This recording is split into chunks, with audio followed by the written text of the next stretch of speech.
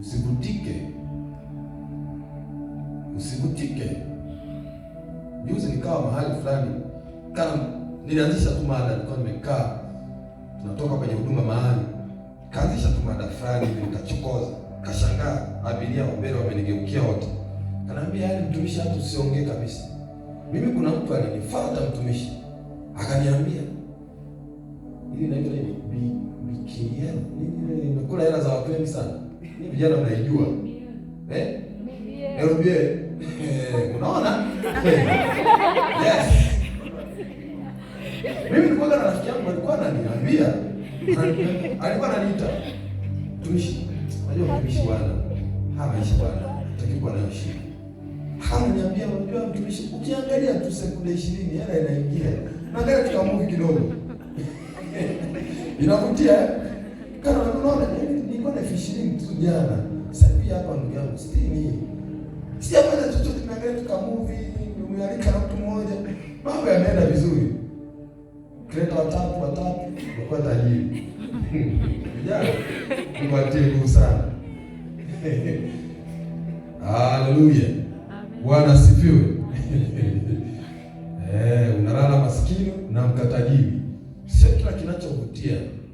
Kwa hiyo kuna vitu vingine unaviona kama vile vinavutia, lakini usiende kabisa.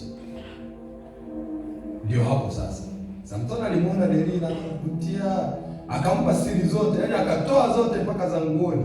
Siri zote, unajua kutoa mpaka za nguoni, yaani unatoa siri zote. Yaani unawaambia mpaka, yaani unaelezea kila kitu. Alafu anaelezea kwa wrong person. Alivutiwa. Alikuwa attracted. Akavutika na yeye. Ngusa unasa. Ndio hicho ambacho kilimtokea jamaa. Bwana asifiwe. Amen. Haleluya. Amen. Wakorintho wa kwanza sura 15 ule mstari 33.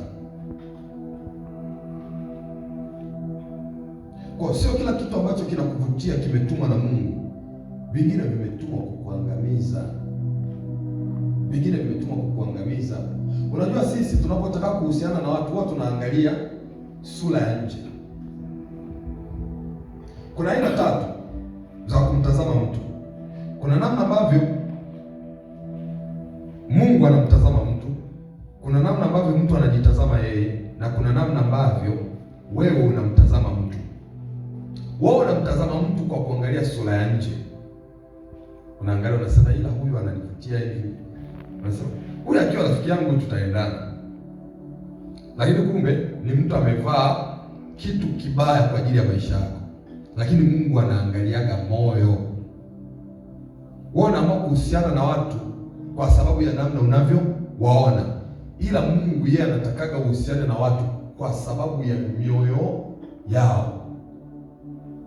Sasa kwa sababu wewe unaangalia sura, unasema wewe siwezi kuhusiana naye, mimi nataka marafiki zangu tu wao warefu au wao wafupi. Unashangaa unawaacha wafupi, alafu warefu ulioambatana nao wanakupiga na kitu kizito. Maandiko yanasema hivi, kile kitabu cha Wakorintho, mazungumzo mabaya huharibu tabia njema. Kwa namna ambavyo unazidi kuhusiana na watu, unashangaa mazungumzo kama yale ya Samsoni, anaulizwa anaongea. Kwa kila ambacho alikuwa amejiwekea kama kanuni na Mungu amemwambia, akakiexpose kwa watu wengine, kikaangamiza maisha yake. Hicho kilichotokea. Bwana Yesu asifiwe. Amina. Haleluya. Haleluya. Si kama watu wa Mungu mnanielewa.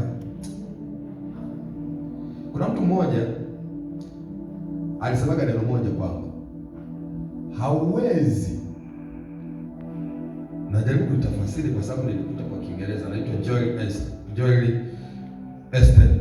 Anasema hivi, you cannot hang out with negative people and expect to live a positive life.